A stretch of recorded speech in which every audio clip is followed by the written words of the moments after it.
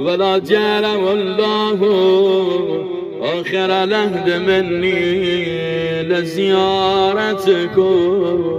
به یاد همه عزیزانی که التماس دعا گفته رو به حرم آقا نبی عبدالله ایستادی. نمیدونم چه حاجتی داری، انشالله همتون حاجت روا بشین، همه با هم زمزمه کنی السلام علی الحسین و علی علی ابنه و علی اولاد الحسین و علی.